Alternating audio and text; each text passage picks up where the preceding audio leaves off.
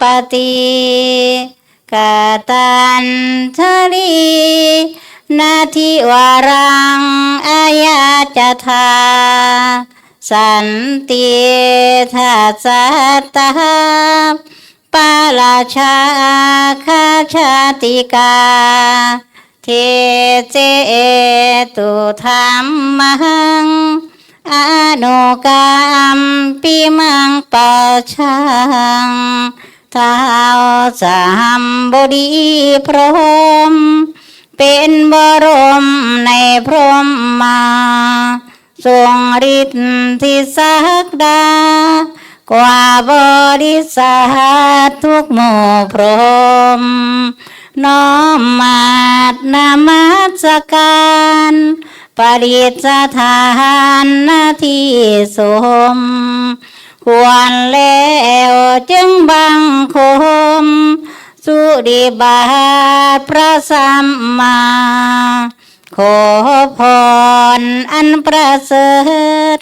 วาละเลิศมโหฬารโปรดสัตว์ในโลกา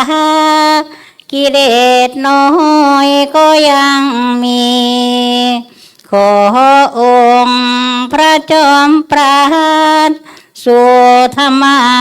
สอันรู้จีโปรดปวงประชานีท่านจงโปรดแสดงธรรมนิมนต์ท่านเจ้าข้า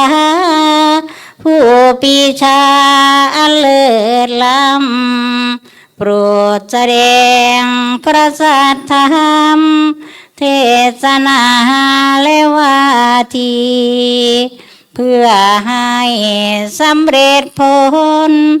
แด่ปวงชนบรรดามีสู่สุ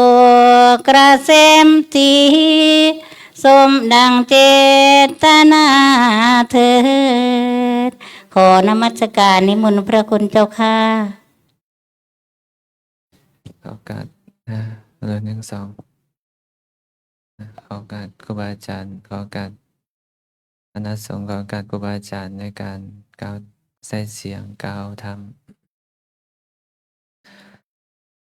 สัพพิเลวะสมาเสถะสัพพิกุเพทะสันทวังสัตตังสัทธัมมะมัญญายะเสยโยโหตินาปาปิโยการสมาคมกับสัตว์บุรุษแม่ข้าวเดียวการสมาคมนั่นย่อมรักษาผู้นั้นไว้ได้การสมาคมกับอสัตว์บุรุษแม่หลายย่อมบ่รักษาผู้นั้นไว้บุคคลพึงคบสัตว์บุรุษพึงทำความสนิทสนมในสัตว์บุรุษพอหูแจ้งในธรรมของสัตว์บุรุษมีแต่ความเจริญฝ่ายเดียวบ่มีเสื่อมพระผู้มีพระภาคเจ้าพระองค์ใดทรงปรารถนาพระสัพพัญญุตญาณทรงปรารถนาธรรมอันเป็นเครื่องนำสัตว์ทั้งหลายให้ข้ามพ้นจากกามาสวะภวาสวะทิฏฐาสวะและอวิชชาสวะเป็นที่สุดก็ได้ทรงบรรลุธรรมที่ทรงปรารถนาแล้วข้าพเจ้าขอนมัสการพระผู้มีพระภาคเจ้าผู้มีความสำเร็จพระองค์นั่นด้วยเสียงก้าวขอโอกาสคณะสงฆ์ขอถวายความเคารพพระเถรานุเถระทุกรูปทุกองค์ที่อยู่ในสถานที่แห่งนี้ขอความเจริญในธรรมจงบังเกิดมีแก่ศรัทธาญาติโยมอุบาสกอุบาสิกาทั้งหลายต่อไปเป็นการฟังภากิณกธรรมเนาะก็ขออนุโมทนาบุญกุศลนำญาติโยมทั้งหลายที่ได้เดินทางมาจาก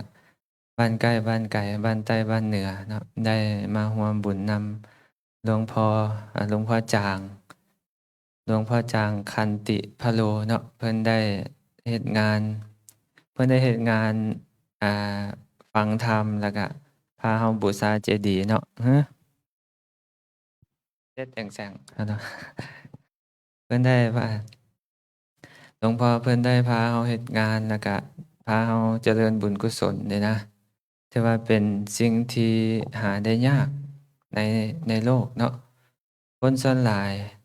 เวลาสิชวนกันไปก็ชวนกันไปเล่นไปกินไปม่วน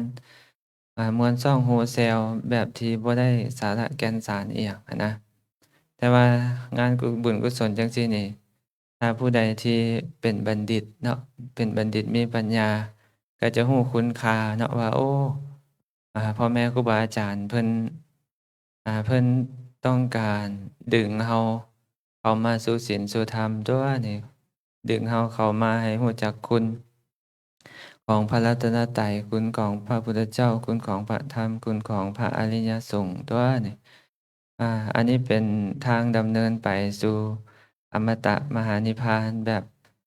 พระพุทธเจ้าเพิ่นดำเนินไปตั่วนี่จังซี้นะเนี่ยอาตมาก็มาเทื่อทำอิฐเนาะ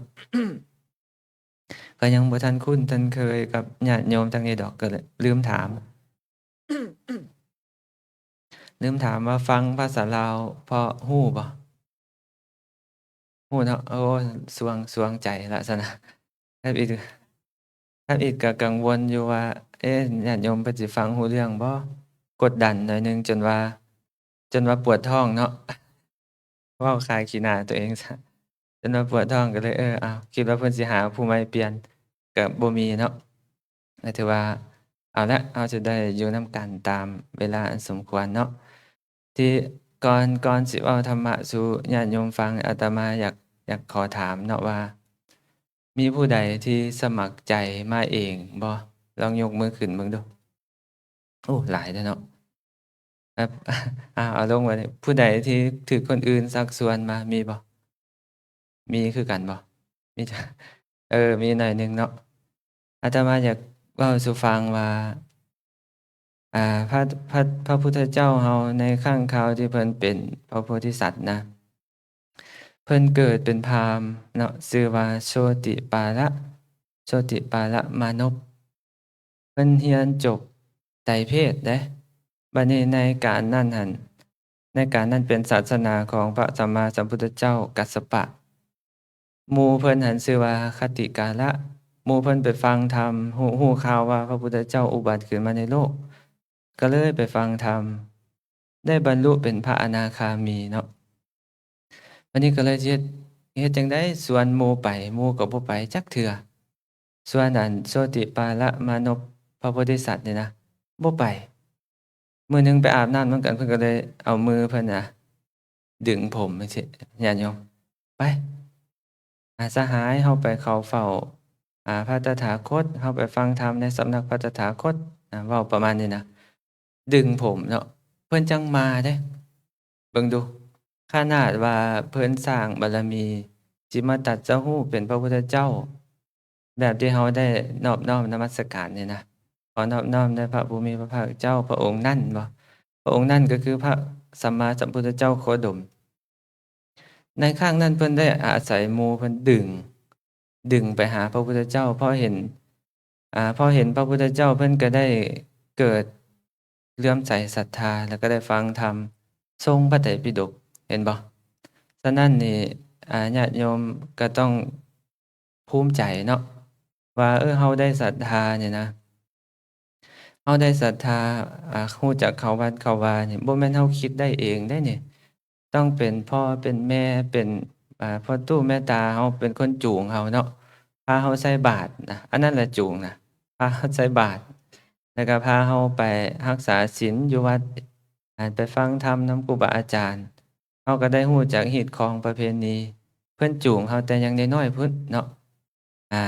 แสดงว่าญาติโยมนี่เป็นผู้มีศรัทธาแล้วเนาะในเมื่อเป็นผู้มีศรัทธาแล้วเว้าสิ่งที่เป็นอาจเป็นธรรมเป็นคำงามเป็นคำสุภาษิตให้ฟังญาติโยมก็สิพอฟังได้เนาะคันบ่มีศรัทธาแล้วแนวดีก็บ่ป้องใส่เด้อ่าคันศรัทธาบ่ให้แนวขี้ร้ายกำลังโหมเนาะเพิ่นว่าอันนี้ก็คำที่อันนี้เป็นคำที่อาตมาคิดเอาเด้อ ก็เลยว่าคันมีบุญแล้วแนวดีสิโฮมใส่ถ้าหากบุญบ่ให้แนวขี้ร้ายสิหลั่งโหมเพิ่นว่าคันเฮามีบุญน่ะไปอยู่ไสสิถึงสิเป็นคนซั่วซ่าลามกปานใดก็ตามก็ยังมีนักปราชญ์บัณฑิตเพิ่นไปโพดเอาแบบผู้ใดล่ะแบบพระองคุลิมานเนาะตอนนั้นเพิ่นเป็นโจรก็พระพุทธเจ้าไปโพดเอาบัดนี้คันเฮา บ่ได้สั่งสมทานบ่ได้สั่งสมปัญญาสุตตะอิหยังไว้จักอย่างอะนะโบราณกบัณฑิตเนาะต่อให้พระพุทธเจ้ามาตรัสรู้เต็มโลกนี้เพิ่นก็ช่วยเราบ่ได้เพิ่นประมาณนี้เด้ฉะนั้นก็ขอให้ญาติโยมยินดีภูมิใจเนาะว่าถึงเฮาสิทุกข์ยากให้เกินขาดแรงงายปานใดก็ตามทอนเนาะบ่ให้ลืมศีลธรรมให้พำเพียรรักษาไว้อย่าสิไล่ละถิ่มคำพุทโธเพิ่นสอนสั่งหากเฮาจำจิไว้เมื่อหน้าค่อยสิเฮืองเพิ่นว่าเนาะมีคาถาเนาะมีคาถาในอรรถกถาศีลขันธวรรคเนาะเพิ่นได้กล่าวเป็นพระบาลีไว้นั่นนี่ว่า พุทโธปิพุทธัสสะพะเนยะวันนังกัปปัมปิเจอัญญมะภาสมาโนขีเยทะกัปโปจิระทีฆะมันตะเรวันโนนะขีวันโนนะอ่าขีขีเนนะตถาคตัสสะเนาะเพิ่นว่าแม้หากว่าพระพุทธเจ้าจักพรรณนาซึ่งคุณของพระพุทธเจ้าอย่างเดียวบ่ได้ตัดพระธรรมเทศนาอย่างอื่นตลอดกับอ่าแม้ตลอดกับนะตลอดกับอันยาวนานนะกับกับนี้ย่อมสิ้นไปแต่คุณของพระพุทธเจ้าบ่บ่ได้เบิดไปเพิ่นว่าเพิ่นพรรณนาไว้เนาะพระอรรถกถาจารย์เพิ่นได้กล่าวไว้เพิ่นว่าต่อให้พระพุทธเจ้าตรัสรู้อุบัติขึ้นมาในโลกเนาะบ่ได้แสดงธรรมอย่างอื่นกล่าวแต่คุณของพระตถาคตอ่าพระองค์นี้เนี่ยนะจนกว่ากาลนี้สิ้นไปแต่ว่าคุณของพระตถาคตบ่ได้เบิดไปคุณของพระพุทธเจ้าเฮาหลายเนาะฉะนั้นเฮาระลึกไปปานใดก็ก็บ่เบิดเพิ่นว่าคนที่บ่ได้บ่ได้มีญาณปัญญาเนาะบ่ได้มีญาณปัญญาแบบที่พระอริยะเพิ่นมีอะนะจะบ่ได้จะระลึกถึงคุณของพระพุทธเจ้าบ่ได้หลายเนาะ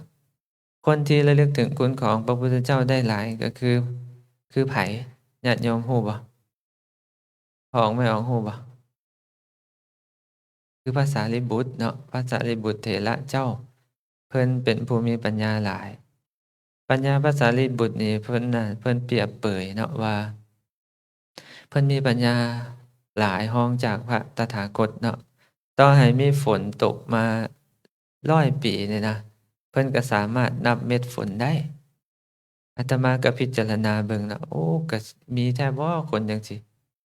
บัดนี้ก็มาพิจารณาเบิ่งเติมอีกเนาะโอ้ขนาดพระไตรปิฎกยากบ่ยาก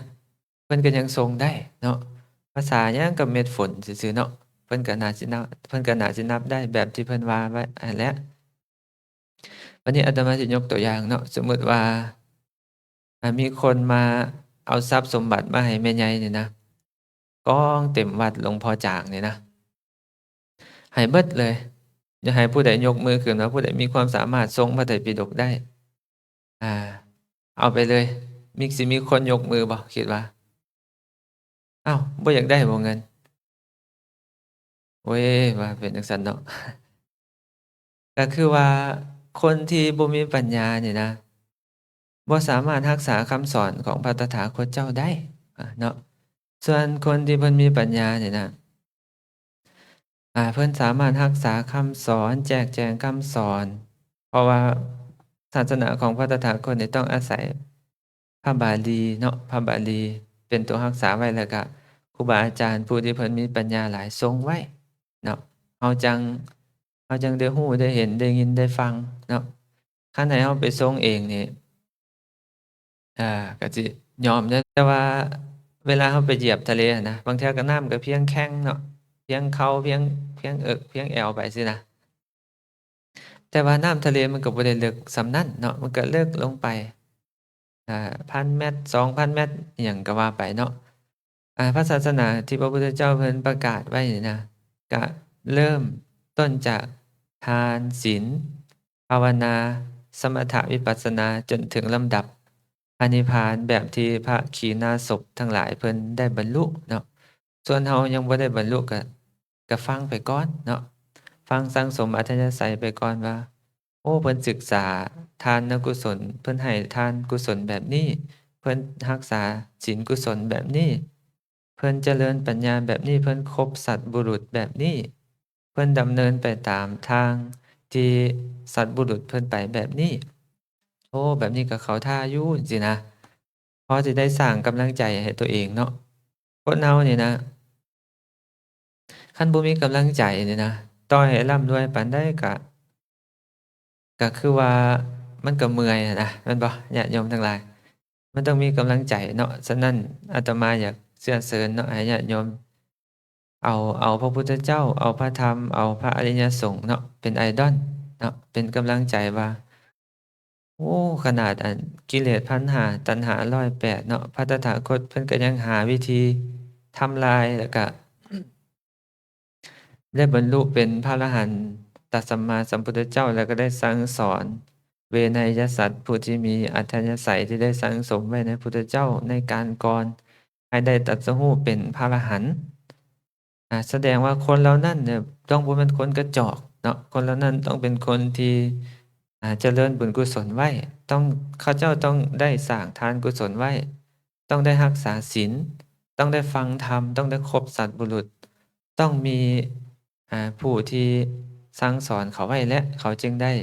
บรรลุพระนิพพานจังซี้นะจื้อได้บ่แม่ใหญ่จื้อไว้ในใจเนาะ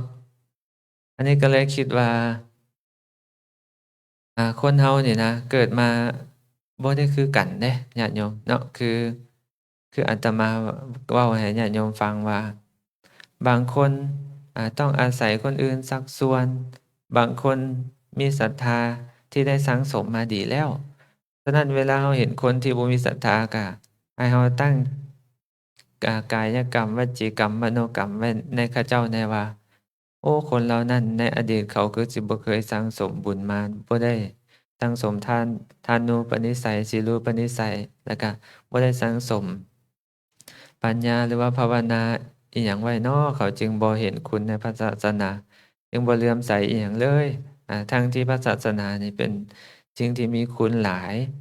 ท้าวมหาพรหมก็เคารพพระตถาคตท้าวสักกะเทวราชก็เคารพพระตถาคตอินทร์พรหมยมยักษ์นาคคุดสรรพสัตว์ทั้งหลายผู้ที่เพิ่นเป็นบัณฑิตเพิ่นก็เคารพพระตถาคตเฮาคือบ่มีศรัทธาน้อพระไปบิณฑบาตเฮาคือใส่บ่ได้จังซี่จังซี่นะเนาะแม่ใหญ่เนาะคันเฮาคิดจังซี่ก็สิพอเฮ็ดบุญได้คันเฮาบ่มีคันเฮาบ่ได้มีมนสิการที่ดีนี่นะบ่ได้มาบ่มีมนสิการบ่ได้ฟังได้ยินได้ฟังก็เฮ็ดบ่ได้เนาะฉะนั้นก็อาตมาก็มีโอกาสขึ้นมากล่าวปกิณกธรรมก็เกริ่นๆหน่อยหนึ่งก็สิเว้าสิ่งที่เป็นประโยชน์ให้ฟังเนาะเมื่อว่าพอสมควรแก่เวลาแล้วก็สิได้ม้วนเท้าเก่าลงเนื่องจากว่าได้กินเวลาญาติโยมไปหลายเติบแล้วอาจารย์เพิ่นว่าให้ฮอด6โมงว่าซั่นแนมเบิ่งอยู่ในป่ามันก็คือมืดอยู่เนาะแต่ว่าโมงอยู่ทางหลังแม่ใหญ่ก็ตายซ้ำ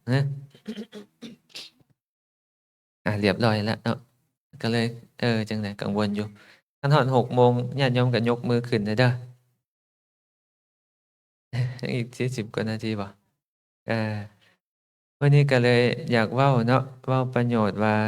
การคบกับสัตบุรุษนะการคบกับสัตบุรุษเนาะพระพุทธเจ้าเพิ่นกล่าวไว้ในมหาสุตโสมสาดกเพิ่นว่าสัพพิเลวะสมาเสถะสัพพิกุเพทะสันทวังสตังสัทธัมมะมัญญายะเสยโยโหตินปปาปิโยเพิ่นว่าการสมาคมกับสัตบุรุษแม้คราวเดียวการสมาคมนั้นย่อมรักษาผู้นั้นไว้การสมาคมกับอสัตบุรุษแม้หลายย่อมบ่รักษาผู้นั้นไว้บุคคลพึงคบสัตบุรุษพึงทำความสนิทสนมในสัตบุรุษเพราะรู้แจ้งในธรรมของสัตบุรุษมีแต่ความเจริญฝ่ายเดียวบ่มีเสื่อมเพิ่นว่าแบบนี้เป็นต้นเฮาพิจารณาเบิ่งเนาะว่ามันแม่นแท้บ่คบกับสัตบุรุษครั้งเดียวมันก็สิบ่เสื่อมแท้บ่รักษาผู้นั้นได้แท้บ่อาตมาก็ยกตัวอย่างให้ฟังนั่นนะว่าพระองคุลิมานเพิ่นเป็นโจรเนาะฆ่าคนฆ่าแท้ฆ่าวาจนว่า999วันดีคืนดีไปพ้อพระสัมมาสัมพุทธเจ้า เศร้าเป็นโจรแล้วก็มาบวชได้เป็นพระอรหันต์จ้อยเนาะบัดนี้ยกตัวอย่างคือคนพาลทั้งหลายแบบไผดีแบบหมู่เฮาเนาะ แบบหมู่เฮาทั้งหลายซะแบบญาติโยมทั้งหลายแบบ แบบญาติโยมทั้งหลายก็แล้วกันเนาะคบแต่เกิดมาพบได้สัตว์ใดก็คบแต่คนพาลผู้ที่บ่มีปัญญาผู้ที่บ่แม่นพระอรหันต์เขาก็พาเราไปกินไปเล่นไปม่วนไปส่องเสพกับสิ่งที่บ่เหมาะบ่สมบ่ควรบ่ถูกบ่ต้องบ่สอดคล้องกับธรรมวินัยพระพุทธเจ้าอะนะเราก็เลยกองกันเอเล่อยู่นี่เนาะก็เลยบ่ไปคือเพิ่นน่ะนะฉะนั้นเนี่ยชาตินี้มีโอกาสก็ปรับปรุงเปลี่ยนแปลงเนาะคนเฮาดีได้ก็ด้วยการฝึกตนเนาะพระตถาคตเพิ่นกล่าวไว้เนาะว่าทันโตเศรษโธมนุสเสสุ ดูกรภิกขุทั้งหลายในบรรดามนุษย์ทั้งหลายผู้ที่ฝึกตนเท่านั้นเป็นผู้ประเสริฐเนาะอาตมาอยากจะเสริมหน่อยหนึ่งคือว่า ผู้ที่ฝึกตนดีแล้ว จึงเป็นผู้ประเสริฐเนาะฝึกตนดีแล้วในที่นี้ก็คืออ่าพยายามเจริญกุศลให้มันได้มรรคผลนิพพานแบบนางวิสาขาเป็นต้นเนาะนางวิสาขาแล้วก็อนาถบิณฑิกเศรษฐีหรือว่าพระอรหันตาเจ้าทั้งหลายจังชื่อว่าฝึกดีแล้ว ตอนนี้เขากำลังฝึกอยู่มันบ่แล้ว เข้าใจบ่ญาติโยมคือญาติโยมเข้าโรงเรียนมีการศึกษานะเข้ามื้อทำอิฐมันก็ยังบ่แล้วแม่นบ่พอเข้าไป5ปี6ปีได้ใบประกาศมันจึงแล้วเนาะแต่ว่าในพระศาสนานี่นะคนที่จะถือว่าได้ใบประกาศก็คือคนนั้นต้องได้เป็นพระโสดาบันแล้วก็พระพุทธเจ้าเพิ่นรับรองว่าบ่ไปอบายแม่นบ่ญาติโยมทั้งหลาย ฉะนั้นชีวิตของพาลชนเนาะปุถุชนเป็นสิ่งที่น่าย้านหลายเนาะน่าย้านสิ่งที่จะเปื้องให้เฮาพ้นจากภัยในกามภพรูปภพอรูปภพได้นี่ก็มีแต่เจริญบุญกุศลตามแนวทางที่พระตถาคตเพิ่นแสดงไว้ ก็คือสมถะวิปัสสนาอ่าศึกษาปรมัตถธรรม4เนาะศึกษาพระอภิธรรมพระบาลีการฟังนี่แหละเป็นการศึกษานะการได้ยินได้ฟังก็เป็นอุปนิสัยถึงว่าจำบ่ได้ชาตินี้ชาติต่อไปก็คือสิไขก่อนเก่าเนาะแม่ใหญ่ทั้งหลายแม่นบ่คันเฮาบ่ได้ยินได้ฟังเลยเฮาก็สิบ่ฮู้เลย แล้วก็แล้วเลยเนาะบ่ได้ฝึกแล้วจำได้บัดนี้เนาะมันสิไปกองกันอยู่อบายคือเก่าเนาะฉะนั้นก็วันนี้เนาะอาตมาก็อยากกล่าวธรรมะที่มีปรากฏมาในชาดกเนาะเว้าสู่ฟังตามสมควรแก่เวลาเนาะพระพุทธเจ้าเนาะในสมัยก่อนพระพุทธเจ้าเพิ่นได้ประทับอยู่ที่วัดพระเชตวันเนาะเพิ่นได้ทรงปรารภอ่า พระธรรมเทศนาตัดพระบาลีว่าอังคารชาตาเนาะแผ่นดินมีแผ่นดินห้อนดารดาษเป็นต้นเนี่ยนะในสมัยนั้นเนาะมีอุบาสกอุบาสิกาพ่อขาวแม่ขาวเนาะอุบาสกอุบาสิกาเพิ่นไปจำศีลอยู่ที่วัดพระเชตวันไปจำศีลเนาะพระตถาคตเพิ่นเห็นว่าญาติโยมมารักษาศีลเพิ่นก็เลยตัดกับอุบาสกอุบาสิกานั้นว่าแล้วนั่นว่า ดูก่อนอุบาสกอุบาสิกาทั้งหลาย พวกท่านมาจำมารักษาอุโบสถกรรมถือว่าทำดีแล้วเนาะผู้รักษาอุโบสถศีลเนี่ยนะพึงให้ทานพึงรักษาศีลพึงบ่พึงโกรธเจริญเมตตาอยู่ด้วยว่าโบราณกบัณฑิตในข้างก่อนรักษาศีลแม่เพียงครึ่งมื้อเนาะก็ได้ยศใหญ่เพราะอานิสงส์การรักษาศีลครึ่งมื้อนั้นเพิ่นว่าพระพุทธเจ้าเพิ่นกล่าวนั่นนี้แล้วเนาะอุบาสกอุบาสิกาเหล่านั้นก็ได้กราบทูลในพระองค์ ทรงนำเรื่องราวที่ถูกระวางพบปกปิดอยู่มาเนาะมาแสดงให้ฟังเนาะพระสัมมาสัมพุทธเจ้าเพิ่นก็เลยยกเอาคังคามาระชาดกมาแสดงเนาะเรื่องราวก็มีคือดังนี้เนาะคื คือว่าในอดีตการอันยาวไกลเนาะได้มีพระเจ้าพรหมทัตเนาะจะเป็นพระราชาอยู่ในเมืองพาราณสีชาตินั้นน่ะในการนั้นเนาะได้มีในเมืองนั้นได้มีเศรษฐีชื่อว่าสุจิปริวารเศรษฐีสุจิปริวารนี่แปลเป็นภาษาให้ญาติโยมเข้าใจว่าเศรษฐีผู้มีบริวารสะอาดเนาะบริวารของเศรษฐีนี่เพิ่นรักษาศีล5รักษาศีล8ประจำบ่ขาดเดือนหนึ่งเพิ่นรักษาศีล8อยู่6เทื่อเพิ่นว่าแสดงว่าก็อ่าสุศีลนั่นแหละเนาะญาติโยมเนาะเศรษฐีผู้นี้เพิ่นมีทรัพย์สมบัติ80โกฏเนาะแล้วก็บุตรภรรยาข้าทาสกรรมกรของเพิ่นในเรือนน่ะนะผู้ใดสิมาเฮ็ดเวียกนำเพิ่นน่ะเพิ่นต้องให้เพิ่นต้องถามก่อนว่าท้าวผู้เจริญนางผู้เจริญเจ้ารักษาศีล5ได้บ่เจ้ารักษาศีล8ได้บ่เขาเหล่านั้นก็คันผู้ใดว่าได้เขาเจ้าก็สิตอบว่าได้แล้วเศรษฐีก็สิรับเนาะเพิ่นก็ถามจังซี้เพิ่นก็เลยชื่อว่าสุจิปริวารเนาะสุจิปริวารเศรษฐีผู้มีบริวารสะอาดบัดนี้ในชาตินั้นเนาะพระโพธิสัตว์ของเราทั้งหลายเนาะพระโพธิสัตว์ของเราเพิ่นเกิดในตระกูลคนจนคนยากจนบ่มีทรัพย์สินอิหยังบ่ร่ำบ่รวยคือหมู่หั้นนะก็เลยสักเซพเนจรไปขอเฮ็ดเวียกอยู่บ้านเศรษฐีไปขอเฮ็ดเวียกอยู่บ้านเศรษฐีสุจิปริวารนี่นะท่านเศรษฐีก็เลยถามเนาะไปหาเศรษฐีก็เลยไปไหว้ไปสนทนานำเศรษฐีแล้วก็ได้ขออ่าขอเฮ็ดเวียกนำเศรษฐีเนาะข้าแต่พ่อเศรษฐีข้าพเจ้าขอมาเฮ็ดเวียกนำพ่อเศรษฐีแหน่เว้าประมาณนี้เนาะพอท่านเศรษฐีก็เลยถามเนาะว่าขออภัย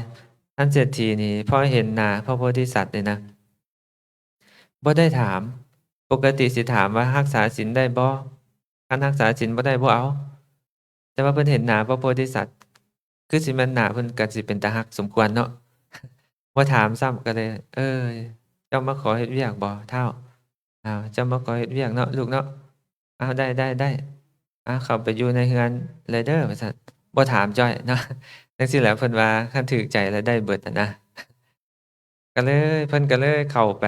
อยู่ในบ้านเศรษฐีเนาะเป็นความพิเศษของเพิ่นคือว่าเพิ่นเป็นคนดุมันขยันเพียรเนาะเอาการเอางานบ่เกียจคร้านอะนะแต่ตื่นเช้ามาแจ้งปึ๊บพอเศรษฐีก็ไสไปเพิ่นก็ไปเฮ็ดเวียกกว่าสิกลับมาก็ค่ำพู้นแหละแบบญาติโยมที่เคยไปเฮ็ดไร่เฮ็ดนานะค่ำพู้นแหละจังได้กลับมาบ้านเศรษฐีจักเขาไสไปตัดไม้ไปหักฟืนไปเกี่ยวหญ้าอิหยังก็แล้วแต่แหละเนาะเฮ็ดเบิดบัดนี้ในการนั้นนะมื้อต่อมาเนาะเป็นวันพระเจ้าประกาศมหรสพพร้อมและก็เป็นวันอุโบสถพร้อมเนาะเศรษฐีก็เลยสั่งให้บริวารของเพิ่นนี่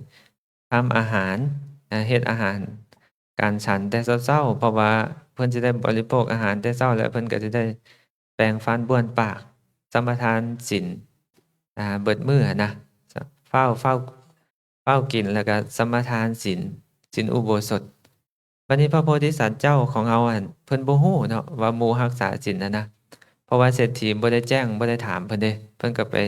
หาเฮ็ดเวียกไปหักไม้ตัดฟืนอิหยังมาบัดนี้พวกที่เขาฮู้รักษาศีลเขากินข้าวแต่เช้าเขาสัมปทานศีลแล้วเขาก็นั่งอยู่ที่อยู่ของตนผู้ใดมีลูกน้อยเขาก็เอาจตุวัตถุป้ายใส่ปากให้เนาะบ่ให้มันให้อะนะอันนี้พระโพธิสัตว์เพิ่นมาปกตินี่คนสิย่างสวนกันด้วยหลายอยู่แบบแบบที่เราพิจารณาอาหารอะนะมันย่างสวนกันอะนะมื้อนี้คือว่ามีแต่แม่ครัวเตรียมอาหารไว้แล้วก็เตรียมน้ำล้างมือให้เพิ่นมาเพิ่นก็มาล้างมือแล้วก็นั่งเบิ่งอยู่ก็สงสัยเนาะคันแม่นเราก็สิบ่สงสัยดอกครับเตรียมไว้ให้ก็สิฟาดแล้วก็แล้วนะเพิ่นเป็นคนมีปัญญาหลายเติบนั่นแหละเนาะเพิ่นก็เลยถามว่าถามแม่ครัวหั้นน่ะว่าอ้าวอ่าคุณแม่ขาน้อยปกติ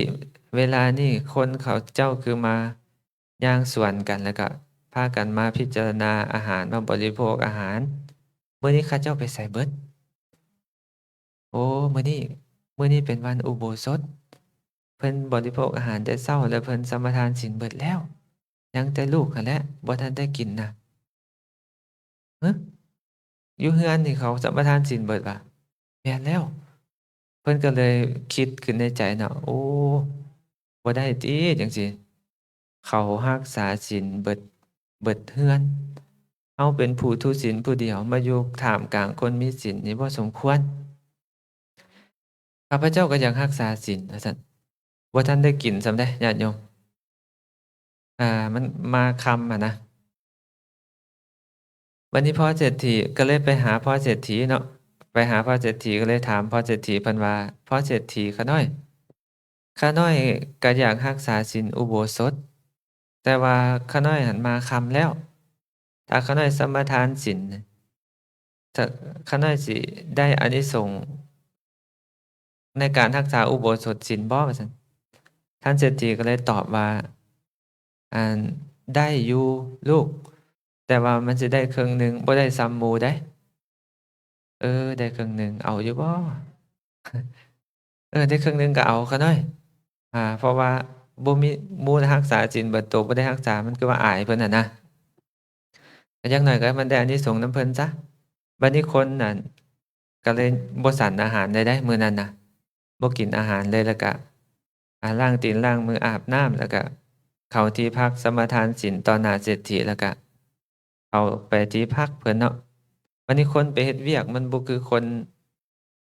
บ่ใช้แรงงานเดะวันนี้ไปนอนอยู่ยามมื้อคืนน่ะนะท้องก็ร้องเนาะโคโคท้องก็ร้องจอกๆๆอยู่บัดนี้อะร้องแล้วบ่พอเดะญาติโยมเจ็บท้องบิดเนาะมีลมสัตวาสเกิดขึ้นในท้องเพิ่นร้องทุกขเวทนาเกิดอย่างหนักเนาะบัดนี้เขาเจ้าก็เลยคิดย้านเพิ่นตายเนาะ ก็เลยไปเอิ้นพ่อเศรษฐีมาประกอบยามาเอาสิแม่นเอาจตุมัตถุอิหยังมาให้เพิ่นบริโภคอะนะเพราะว่าเอาชีวิตรอดเนาะเพิ่นก็เลยกล่าวกับพ่อเศรษฐีเพิ่นว่าแต่พ่อเศรษฐีข้าน้อยสมาทานศีลก็ทรงท้ายหมู่ล่าท้ายหมู่แล้วข้าน้อยเจ็บท้องและข้าน้อยต้องบริโภคอาหารนี่ทำลายศีลข้าน้อยนี่ข้าน้อยเฮ็ดบ่ได้ ข้าน้อยสิรักษาศีลเอาชีวิตเป็นเดิมพันตายก็ยามันข้าน้อยบ่กินยาเพิ่นก็เลยพ่อเศรษฐีก็เลยในเมื่อเรา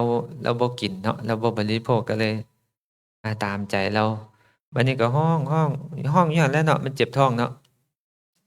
บัดนี้คนแนมเบิ่งเขาก็คิดว่าเพิ่นสิบ่รอดแล้วใกล้สิแจ้งเนาะเขาเจ้าก็เลยหามออกมาไว้นอกระเบียงโรงครัวพี่ หามมาไว้ให้มันตายนอกบ้านเขาอะนะในสมัยนั้นเนาะพระเจ้าปาราณสีเนาะพระเจ้าพรหมทัตได้เสด็จประทักษิณพระนครตอนเช้าๆเนาะพร้อมด้วยเสนาอามาตย์เพิ่นมาวันนี้พระโพธิสัตว์เจ้าก็นอนปิ้นหน้าไปทางนั้นพอดีรักษาศีลครึ่งคืนเนาะปิ้นหน้าไปทางนั้นพอดีเจ็บท้องใจสิขาดแล้วญาติโยม ใจสิขาดก็เลยไปแนมเห็นสมบัติของพระราชาเนาะพระราชาเพิ่นก็เป็นคนสง่าจบงามมีบุญมีบารมีเป็นคนจบคนงามใกล้สิตายก็เลยคิดว่าโอ้คันเฮาได้เกิดเป็นพระราชาคือสิดีคิดจังซี่แล้วก็ตายไปญาติโยมปั๊บเนาะ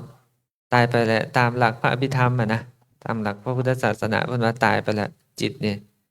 จุติเคลื่อนจากภพนี้เนาะมันสิจุติในภพอื่นนะ พระโพธิสัตว์นี่ก็ได้ไปเกิดในท้องของมเหสีของพระเจ้าพรหมทัตเนาะเมื่อมเหสีเพิ่นมีท้องแล้วเขาเจ้าก็บริหารครรภ์อิหยังพอครบ10เดือนแล้วก็เกิดออกมา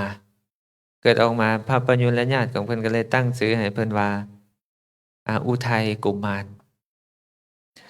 ตั้งชื่อว่าอุทัยกุมารเนาะวันนี้พอเพิ่นใหญ่กล้าหน้าบานเติบใหญ่ขึ้นมาเพิ่นระลึกชาติได้แม่ใหญ่ เพิ่นระลึกชาติได้ว่าตอนนั้นเพิ่นเป็นทุกขตะ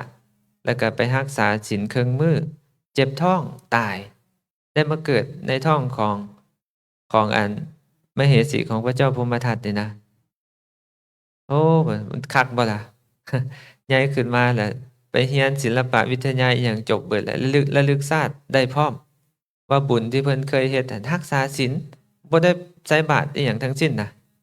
ได้มาเกิดในตระกูลกษัตริย์อันนี้พอเพิ่นใหญ่กล้าหน้าบานเรียนจบศิลปะวิทยาอิหยังทุกอย่างเนาะพอเพิ่นก็เฒ่าชราแก่ชราตายไปเขาเจ้าก็แต่งตั้ง ให้เพิ่นเป็นพระราชาเนาะแล้วก็ได้หามเหสีมาให้เพิ่นอภิเษกให้เป็นพระราชาวันนี้ด้วยความที่เพิ่นระลึกชาติได้อะนะว่าเพิ่นเฮ็ดบุญรักษาศีลเครื่องมือเพิ่นก็เลยเปล่งอุทาน เปล่งอุทานก็คือจมผู้เดียวเว้าผู้เดียวว่าโอ้สมบัติคืออ่าราชสมบัติของพระราชาที่เราได้อาศัยอยู่ในครั้งนี้นะ เราได้มาเพราะบุญกรรมอันเล็กน้อยเนาะเพิ่นว่าเพิ่นก็กล่าวจังซี่อยู่บัดนี้เนาะตัดภาพต่อมาบัดเนี้ยอยู่ในเมืองอั่นอยู่ในเมืองพาราณสีอั่นได้มีงานมโหรสพเนาะอย่างที่อาตมาได้กล่าวไว้ได้มีงานมโหรสพบัดนี้มีทุกขตะผู้หนึ่งมีทุกขตะผู้หนึ่งเป็นคนมีกำลังสร้างสรรค์เนาะเป็นคนมีบุญมีกำลังสร้างสรรค์แต่ว่าแต่ว่าไปหาบน้ำรับจ้างไปหาบน้ำรับจ้างให้เขาเนาะได้เงินมาเครื่องมาศกญาติโยมอาตมาไปเสิร์ชเบิ่งในอันหลวงพ่อเอไอเพิ่นบอกเพิ่นว่า0.17 บาทเพิ่นว่าเครื่องมาศกอะนะ0.17 บาทเพิ่นหาเงินได้หาทรัพย์ได้เครื่องมาศกเพิ่นก็เอาไปฝังไว้อยู่เอาไปขุดไว้แล้วก็ฝังไว้ตามกำแพงเมืองทางทิศอุดรวันนี้เพิ่นเซอร์เวย์มาทางทิศทักษิณเนาะได้มาพ้อผู้สาว ได้ไปพ้อผู้สาวเพิ่นก็เลยล้มกันถูกคอกันมื้อนั้นเป็นมหรสพงานมหรสพงานกินเหล้าม่วนเพิ่นน่ะนะแม่ออกสาวเพิ่นก็เลยถามเนาะว่าอันอ้ายอ้ายมื้อนี้เป็นวันมหรสพเดะอ้ายมีพอมีทรัพย์บ่หรือว่ามีแต่โตบ่ เราก็เลยตอบว่ามีอยู่น้องน้องผู้เจริญมีอยู่อ้ายมีทรัพย์เท่าใดอ้ายมีทรัพย์อยู่เครื่องมาศกว่าซั่นอ่าบัดนี้เราก็ได้ถามผู้สาวเพิ่นนั่นแหละว่าเจ้าเด้น้องผู้เจริญเจ้ามีทรัพย์บ่น้องเองก็มีอยู่มีทรัพย์เครื่องมาศกเพิ่นว่าอ้ายก็มีเครื่องมาศกน้องก็มีเครื่องมาศกเราเอามารวมกันแล้วไปซื้อดอกไม้ซื้อสุราแล้วก็ไปซื้อข้าวแป้งอิหยังมาทาแล้วก็ไปเที่ยวเล่นม่วนๆกันเนาะว่าซั่นเพิ่นล้มกันแต่ว่าอ้ายหั้นมีอยู่ทรัพย์อะนะแต่ว่าอ้ายเอาฝังไว้ทิศอยู่กำแพงเมืองทิศอุดรของพระราชาอยู่ใกล้ๆพู้น12โยชน์เดี๋ยวอ้ายไปเอาเงินก่อนเด้อ อ้ายไปเอาเงินก่อนแล้วอ้ายสิมาพาเจ้าไปเล่นไปเที่ยวมื้อมหรสพนี่นะเจ้าท่าก่อนเด้อว่าซั่นบุรุษผู้นั้นน่ะเป็นคนมีกำลังสร้างสรรค์เนาะเดินทางได้มื้อละหลายสิบกิโลผู้สาวเพิ่นบอกไปเอาเงินเพิ่นสิอยู่ได้บ่แม่ใหญ่คิดว่า เพิ่นก็อยู่บ่ได้เนาะเพิ่นก็รับปากคำผู้สาวเพิ่นแล้วเพิ่นก็ไปเดินทางลาผู้สาวเพิ่นแม่ออกสาวเพิ่นไป เดินทางผ่านทะเลทรายเป็นไงร้อนบ่ร้อนเกือบก็บ่ใส่เนาะคนทุกข์คนยากบ่มีเกือบสิใส่อะนะเพราะเดินทางผ่านทะเลทรายย่างไปร้องเพลงไปคิดฮอดหน้าผู้สาวเพิ่นไปแล้วเพิ่นก็ร้องเพลงไปในสมัยนั้นน่ะนะพระเจ้าพรหมทัตนี่นะได้ยืนอยู่หน้าต่างเนาะได้ยืนอยู่หน้าต่างของเพิ่นแนมไปเห็นบุรุษทุกขตะผู้นี้นะย่างผ่านทะเลทรายมาบ่ใส่เกิบร้อนเด้ใหญ่ๆปานเหยียบขี้เถ้าพู้นเด้ย่างจังจะมาร้องเพลงยิ้มเซ้ยเนาะขนาดพระราชาอยู่ในพระราชวังเพิ่นยังร้อนเพิ่นแนมเห็นเพิ่นก็เลยว่าโอ้บุรุษผู้นั้นคือเป็นอิหยังเนาะคือว่าย่างมาจังซั้นเพิ่นมีธุระกงการอิหยังของเพิ่นเนาะเพิ่นก็เลยสั่งให้ทหารของเพิ่นไปจับตัวมาไปจับ ไปจับโตมาไปมาสืบมาสวนเบิ่งดูว่าเป็นจังไดคือว่าย่างไป อันนั้นแท้มันบ่ร้อนบ่คนมีเกิบเขายังบ่ไปเนาะ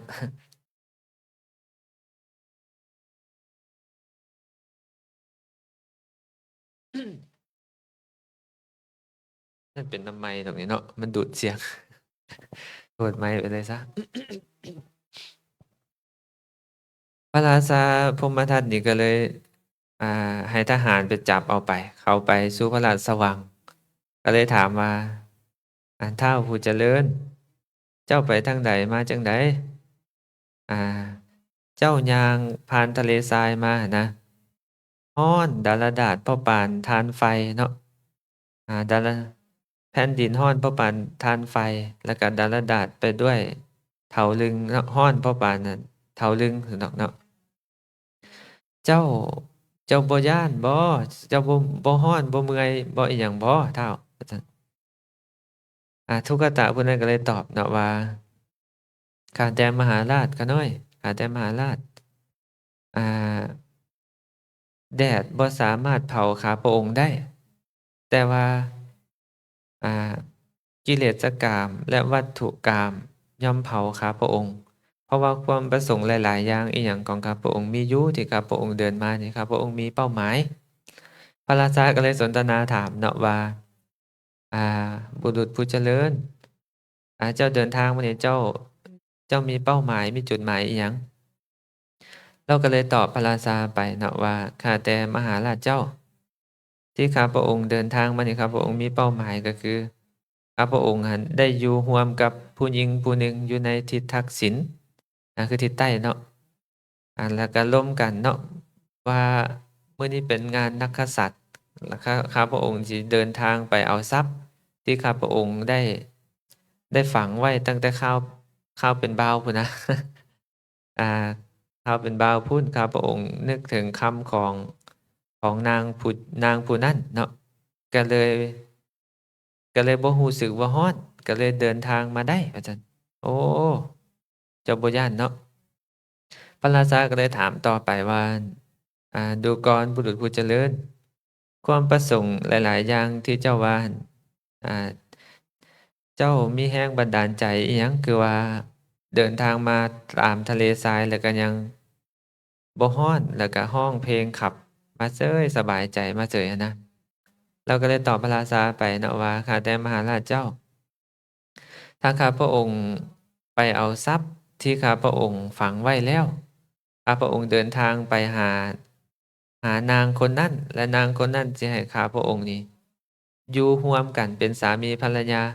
ข้าพระองค์ดำริในใจแบบนี้ก็เลยร้องเพลงมาบ่รู้สึกสะทกสะท้านบ่มีความทุกข์แดดบ่ได้เผาข้าพระองค์ดอกแต่ว่า กิเลสกามและวัตถุกามย่อมเผาข้าพระองค์เพิ่น